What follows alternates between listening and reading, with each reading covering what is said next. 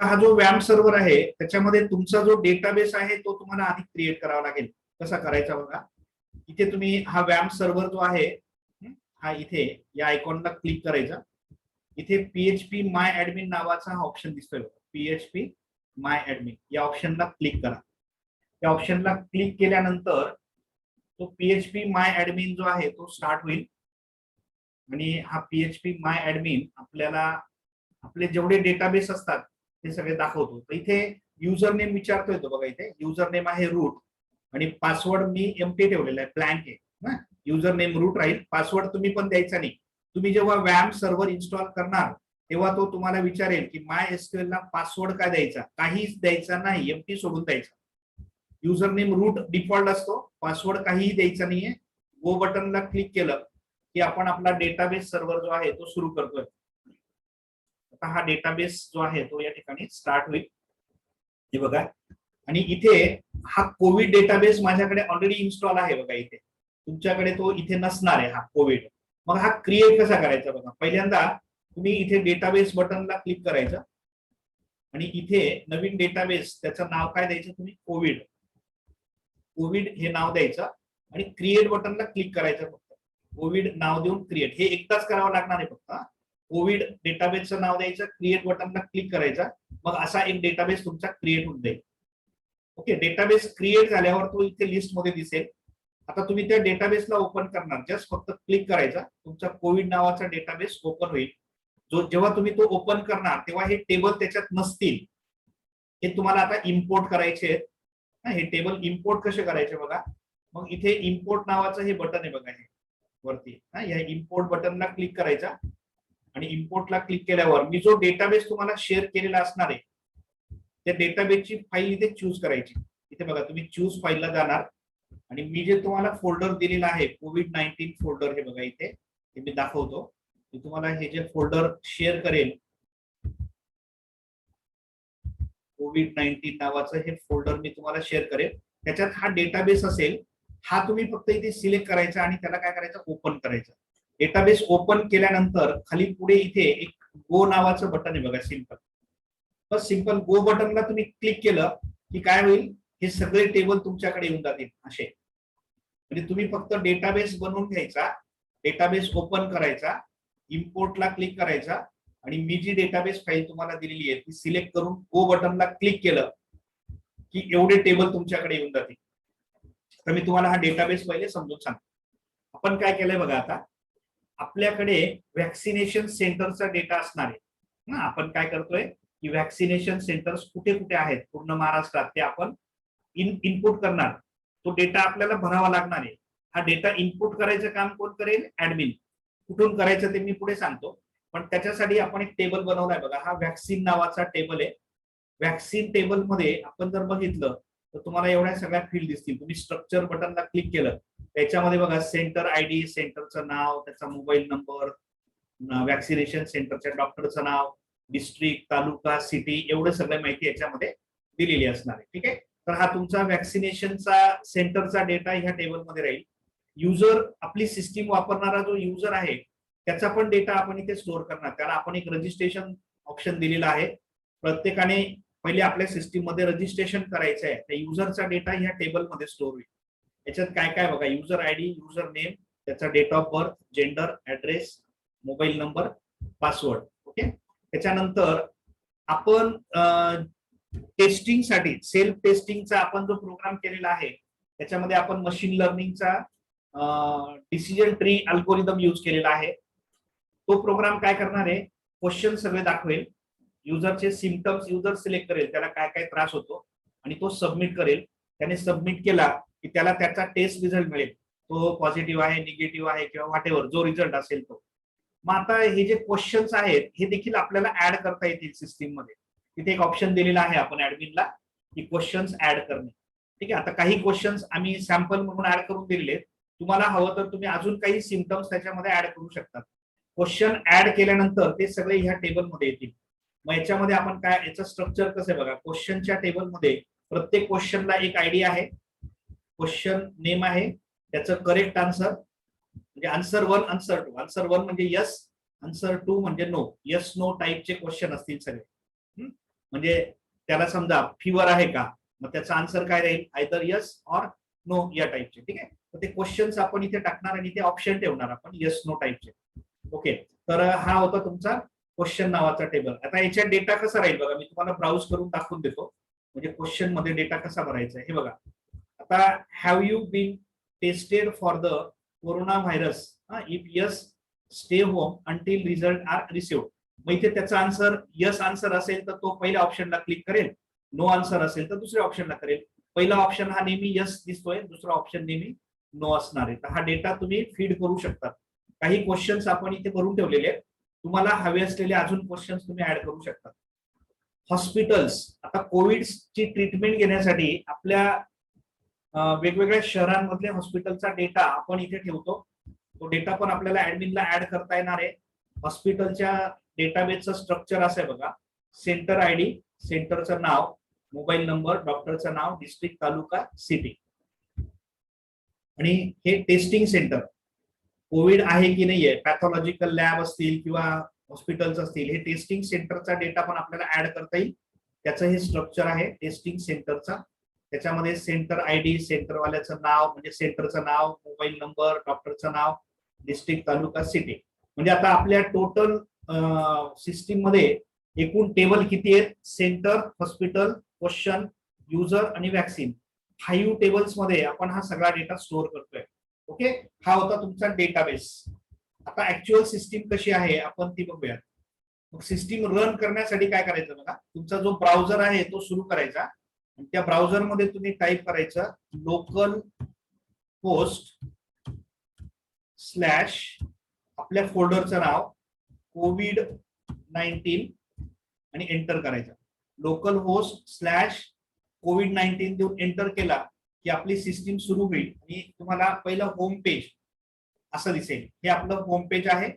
या होम पेजवर आपण बेसिक इन्फॉर्मेशन जस्ट डिस्प्ले करतो. आपल्या सिस्टीम बद्दलची बेसिक माहिती या होम पेजवर आपण फक्त शो करतोय. This is simple home page. Okay, आता या होम पेजवर एक लॉग इन ऑप्शन दिलाय बघा, मेंबर लॉग इन. या लॉग इन मधून 2 लोक लॉग इन होऊ शकतात, एक तर ऍडमिन लॉग इन करेल किंवा युजर लॉग इन करेल. आपण पहिल्यांदा युजर सिस्टीम समजून घेऊयात. त्याच्यासाठी युजरला पहिले रजिस्ट्रेशन करावं लागेल. मग हा रजिस्टर नावाचा ऑप्शन आहे बघा इथे. रजिस्टर ऑप्शनला क्लिक केलं तर कोणत्याही युजरला याच्यामध्ये फ्री रजिस्ट्रेशन करता येईल. हा करंट डेटा जो आहे हा पूर्ण जगाची माहिती इथे दाखवतो. मी जो COVID-19 API जोडलेला आहे त्याचा हा प्रोग्राम आहे. पहिले मी तुम्हाला हा दाखवतो. समजा कोणाला आता जगात काय स्थिती बघायची असेल तर तो या करंट डेटावर क्लिक करेल आणि त्याला हा प्रोग्राम दिसेल. इथे गेट इन्फॉर्मेशनला क्लिक केलं की हा काय करेल तर तो COVID-19 API चा जो सर्व्हर आहे त्याच्याबरोबर कम्युनिकेशन करेल आणि तिथून सगळी माहिती तो इकडे आणेल. हे करण्यासाठी तुमचा कॉम्प्युटर इंटरनेटला कनेक्टेड असणं गरजेचं आहे. म्हणून आपली सिस्टीम रन करण्याच्या अगोदर तुमचा कॉम्प्युटर, लॅपटॉप जे काय असेल त्याला तुम्ही इंटरनेट कनेक्शन ठेवणं गरजेचं आहे. कारण हा डेटा जो आता आला हा थर्ड पार्टी सर्व्हर वरून आपल्याला आलेला आहे. अल्फाबेटिकली सगळ्या कंट्री दिसत आहेत बघा, अल्बेनिया सगळ्या दिसत आहेत तुम्हाला. आणि काय काय डेटा दिसतोय की आता समजा ही कंट्री आहे, त्या कंट्रीमध्ये टोटल कन्फर्म केसेस आतापर्यंतच्या किती, रिकवर्ड झालेले किती, टोटल डेथ किती झाले, आता न्यू रिकवर्ड आता किती झाले, आज न्यू रिकवर्ड किती झाले, न्यू डेथ किती झाल्या. हा पूर्ण डेटा प्रत्येक कंट्रीचा कंट्री वाईज आपल्याला इथे दिसतो.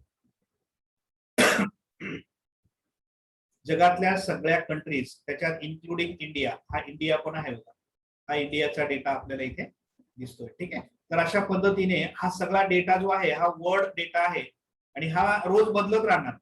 इथे ऑटोमॅटिक येणार. याची ही इन्फॉर्मेशन आपण COVID-19 API चा उपयोग करून फेच करतोय. थर्ड पार्टी सर्व्हर जो आहे पूर्ण वर्ल्डचा WHO ने दिलेली माहिती त्यांच्याकडे आहे आणि ती फेच करून आपण इथे शो करतो. बॅक केलं की परत आपण आपल्या होम पेजवर जाणार. ओके, हे झालं करंट डेटा बद्दल. आता आपल्याला नवीन मेंबरचं रजिस्ट्रेशन करून घ्यायचंय. पहिल्यांदा मी आता रजिस्टर बटनला क्लिक करतो बघा इथे आणि एक मेंबरचं रजिस्ट्रेशन तुम्हाला करून दाखवतो. इथे मेंबर रजिस्ट्रेशन मध्ये मेंबरचं नाव मी या ठिकाणी टाकतो. मेंबरला मी एक नाव देतो, काहीतरी समजा संदीप पाटील असं काहीतरी मी नाव दिलं. ओके, इथे डेट डेट ऑफ बर्थ टाकायची आहे, तुम्ही डायरेक्ट इनपुट करू शकतात. मंथ समजा आपण दिला 01 म्हणजे जानेवारी. इथे कॅलेंडर पण येतं, तुम्ही इथे क्लिक केलं तर तुम्हाला असं कॅलेंडर दिसेल. हे बघा, कॅलेंडर मधून पण तुम्ही चूज करू शकता किंवा तुम्ही डायरेक्ट पण इथे टाईप करू शकता. डेट आहे समजा 27 आणि इयर आहे 1984. ओके, लाईक दिस. त्याचं जेंडर इथे तुम्हाला दिसेल, जेंडर मेल किंवा फिमेल. त्याचा ऍड्रेस आहे सटाणा नाका, मालेगाव.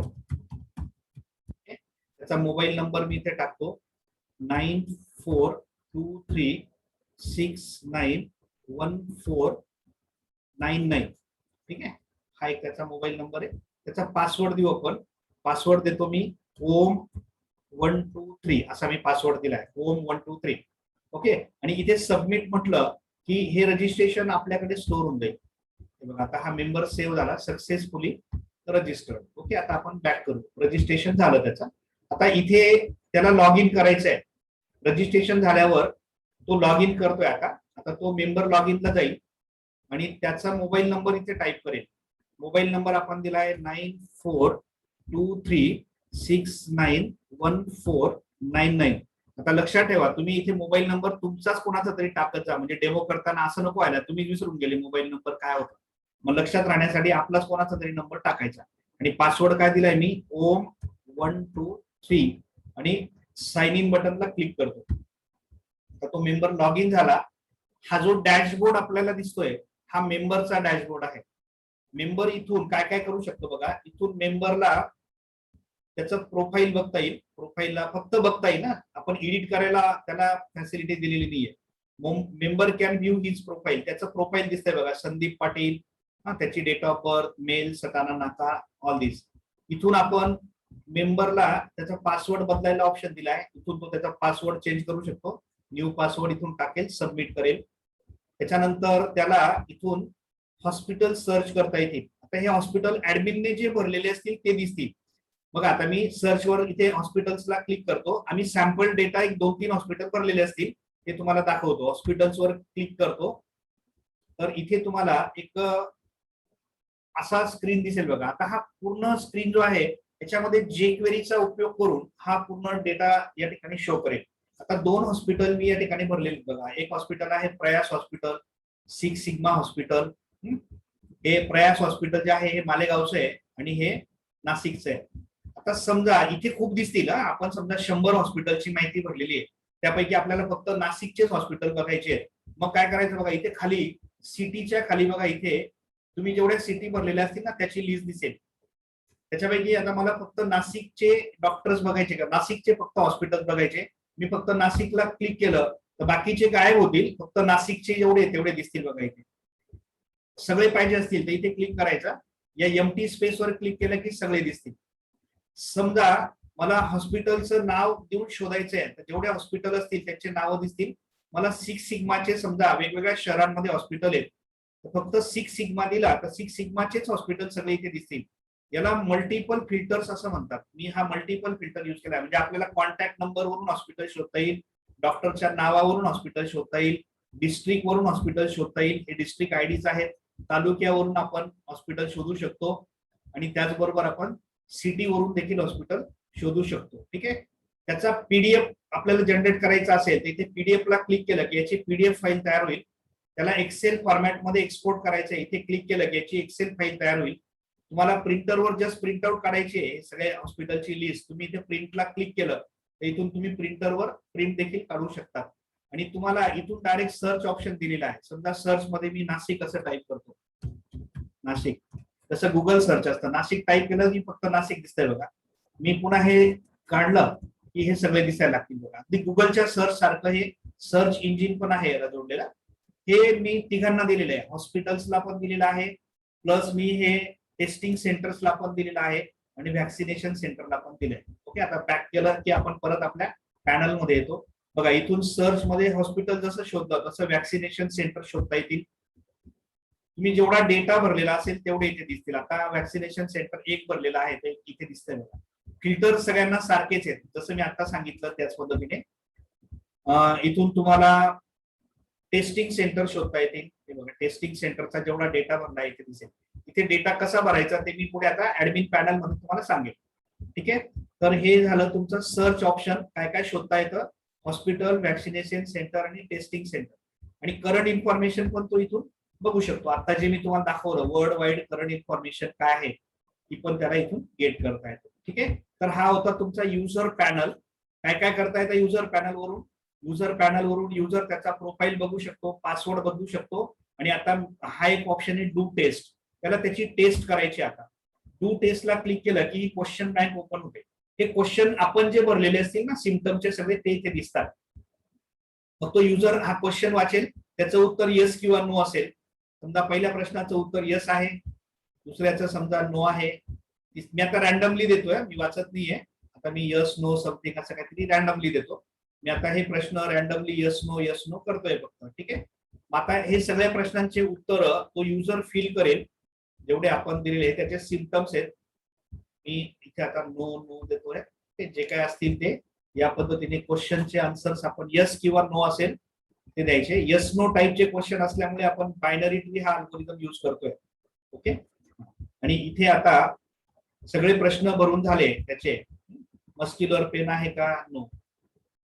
इथे सगळं दिलेले आहे प्रत्येक. आणि सगळे क्वेश्चन भरून झाले की तो काय करेल, तो सबमिट बटनला क्लिक करेल. त्याचे सिम्पटम त्याला जे दिसत आहे त्याने सबमिट केले तर त्याचा टेस्टचा रिझल्ट त्याला दिसत आहे. You may be positive. त्याने दिलेल्या उत्तरांवरून तुम्ही असू शकतात, आहेत असं नाही. You may be positive. मग तुम्ही जाऊन टेस्ट करू शकतात. खाली आपण एक नोट दिली बघा, this result is given as per your test cases. It is machine generated report, not 100% accurate.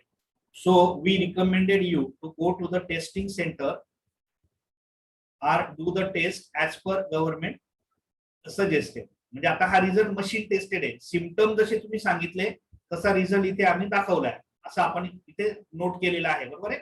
म्हणजे आता जो रिझल्ट आला तो ऍक्युरेटच असेल असं नाहीये, पण एक टेंटेटिव्ह रिझल्ट युजरला इथून बघता येतो. तर अशा पद्धतीने इथून आपण मेंबरला जे जे ऑप्शन्स पाहिजे ते दिलेले आहेत.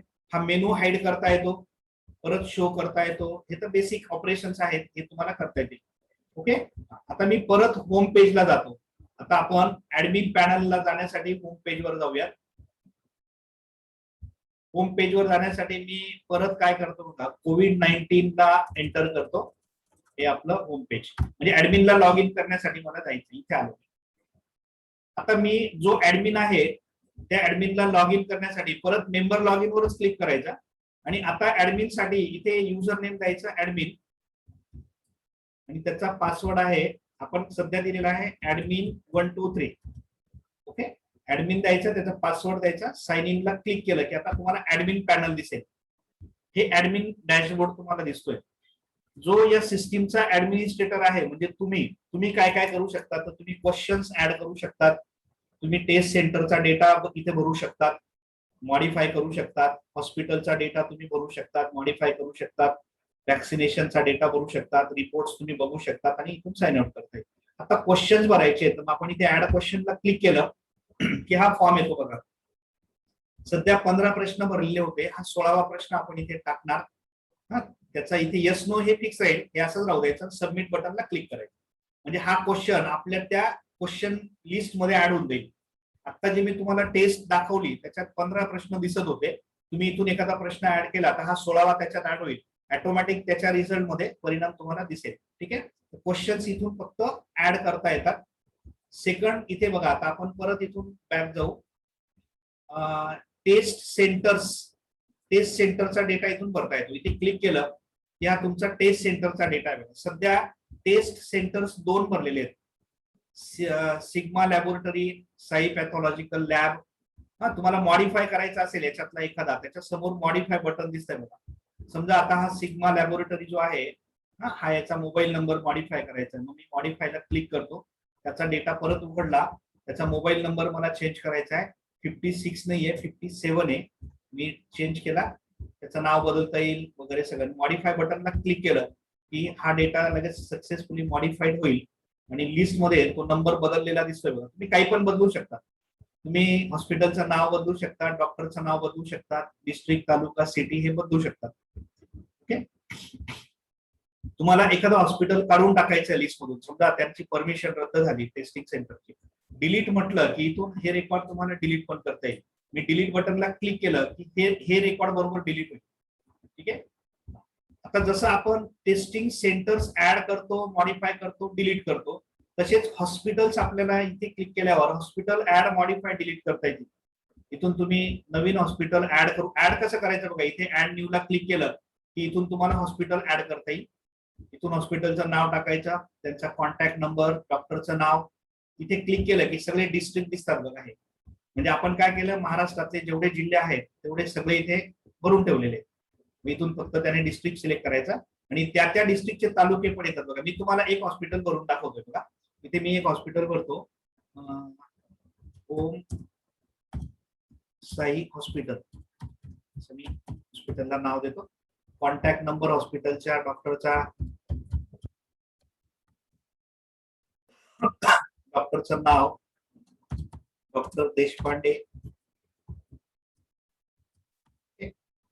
इथे सिलेक्ट डिस्ट्रिक्ट करू आपण. समजा आपण आता इथे सिलेक्ट करू नाशिक डिस्ट्रिक्ट. तुम्ही कोणताही घ्या, त्याचे तालुके आपोआप येतील. आता मी इथे नाशिक सिलेक्ट केला तर नाशिक डिस्ट्रिक्टचे तालुके इथे दिसतील बरोबर. तुम्ही जो डिस्ट्रिक्ट सिलेक्ट केला त्याचेच तालुके दिसतील. आता नाशिक डिस्ट्रिक्टचा हा मालेगाव किंवा नांदगाव तालुका घेतो. नांदगाव तालुक्यामधलं एक सिटी नांदगावच घेतो.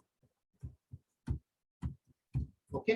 आणि सबमिट केलं की हे हॉस्पिटल आपल्या लिस्ट मध्ये ऍड होऊन जाईल. आता हे सक्सेसफुली ऍड झालं. आपण परत हॉस्पिटलला क्लिक केलं तर त्या लिस्ट मध्ये तुम्हाला हे एक हॉस्पिटल ऍड झालेलं दिसतं बघा, ओम साई हॉस्पिटल, डॉक्टर देशपांडे, नांदगाव. आणि त्या सर्च मध्ये आपण जे पेशंटच्या सर्च लिस्ट मध्ये गेलो ना, इथे रिपोर्ट्स मध्ये पण तुम्हाला दाखवतो बघा. मी रिपोर्ट मध्ये इकडनं पण आपण सर्च करू शकतो. एखादा हॉस्पिटल शोधायचं आहे तर रिपोर्ट्स वर क्लिक केलं की इथून हॉस्पिटल शोधता येतील, वॅक्सिन सेंटर शोधता येतील, रिपोर्ट्स जनरेट करता येतील आपल्याला. आपण ऍडमिन म्हणून काय करू शकतो, नांदगाव शहरातल्या सगळ्या हॉस्पिटलची लिस्ट आपल्याला प्रिंट करायची आहे किंवा मालेगावच्या हॉस्पिटलची लिस्ट प्रिंट करायची. मग आपण त्या हॉस्पिटल रिपोर्टवर क्लिक केलं की तुम्हाला तो फिल्टरवाला प्रोग्राम जो होता सर्च मधला तो इथे दिसेल. हे बघा, आता मी जस्ट ऍड केलं बघा, ओम साई हॉस्पिटल इथे ऍड होऊन गेलं बघा. आता मला फक्त नांदगाव शहरातले हॉस्पिटल पाहिजे, मग इथे मी नांदगाव सिलेक्ट केला, फक्त नांदगावचे हॉस्पिटल इथे सगळे दिसतील, बाकीचे गायब होतील. मग तुम्ही याची प्रिंट बटनला क्लिक करून त्याची प्रिंट आउट काढू शकता. ही बघा, ही प्रिंट आहे, ही प्रिंटरवर डायरेक्ट प्रिंट होईल. तुम्ही जर कॉम्प्युटरला प्रिंटर जोडला किंवा तुम्ही त्याला ऍज अ पीडीएफ सेव्ह करू शकता. इथे तुम्ही प्रिंटर जर सिलेक्ट केला तर हा रिपोर्ट बघा असा या फॉर्मॅटमध्ये डायरेक्ट प्रिंटरवर प्रिंट होईल. म्हणजे आपण हॉस्पिटलची लिस्ट प्रिंट करू शकतो, सिटी वाईज, डिस्ट्रिक्ट वाईज, तालुका वाईज, जे तुम्हाला हवं असेल. ओके. तर या पद्धतीने हे रिपोर्ट्स मधून आपण करू शकतो. त्याची पीडीएफ बघता येते, एक्सेल मध्ये एक्सपोर्ट पण करता येतं. ओके. सेम वॅक्सिनेशन सेंटर बाबतीत पण आहे आणि टेस्ट सेंटरचं पण सेम आहे जे मी आता सांगितलं. हे सगळं रिपोर्ट्स ऑप्शन मध्ये दिलेले आहे. आता वॅक्सिनेशन सेंटर्स पण तुम्ही इथून नवीन वॅक्सिनेशन सेंटर इथून ऍड करू शकतात. आधीचं जे भरलेलं आहे त्याला मॉडिफाय करू शकतात, डिलीट करू शकतात. म्हणजे आपल्याला as a admin testing centre add करता येतं, हॉस्पिटल ऍड करता येतं, वॅक्सिनेशन सेंटर ऍड करता येतं, मॉडिफाय करता येतं, डिलीट करता येतं, क्वेश्चन्स आपण ऍड करू शकतो. जे सिम्पटम्स नवीन नवीन येत आहेत ना, आता वेगवेगळे व्हेरियंट येत आहेत, एखादा नवीन व्हेरियंट मध्ये नवीन एखादा सिम्पटम आला तर आपण तो पण त्याच्यामध्ये क्वेश्चन म्हणून ऍड करू शकतो. म्हणजे आपली जी सिस्टीम आहे ते नवीन व्हेरियंटचे काही सिम्पटम्स आले तर आपल्याला ते ऍड सुद्धा करता येतील. आपण ते स्टॅटिक नाही ठेवलेले की मग 10 प्रश्न होते 10च राहिले आणि पुढे नंतर काही नवीन सिम्पटम आले मग त्याचं काय. म्हणजे तुम्हाला एक्सटर्नल कदाचित असं विचारेल की समजा आता तुम्ही क्वेश्चन जर इथे ऍड करायची फॅसिलिटी नसती ठेवली आणि तुम्ही फक्त 10-12 प्रश्न भरून ठेवले असते डेटाबेस मध्ये, तेवढ्याच प्रश्नांच्या उत्तरांवरून त्याने टेस्ट केली असती आणि नवीन एखादा व्हेरियंट आला आणि त्याचे वेगळे सिम्पटम आले तर मग त्याचं काय. मग प्रत्येक वेळेला सिस्टीम मॉडिफाय करायची गरज नाही पडली पाहिजे. मग म्हणून आपण काय केलं, क्वेश्चन्स नवीन काही सिम्पटम आले तर इथून आपल्याला ते ऍड करता येऊ शकतात. तर अशी ही फॅसिलिटी आपण याच्यामध्ये टाकलेली आहे. ओके. आणि लॉग आउट ऑप्शनला क्लिक केलं की इथून परत तो होम पेजला जाईल जिथून पुन्हा लॉग इन करता येऊ शकतं. तर अशा पद्धतीने ही ओव्हरऑल सिस्टीम जी आहे ती मी या ठिकाणी तुम्हाला आता समजून सांगितली.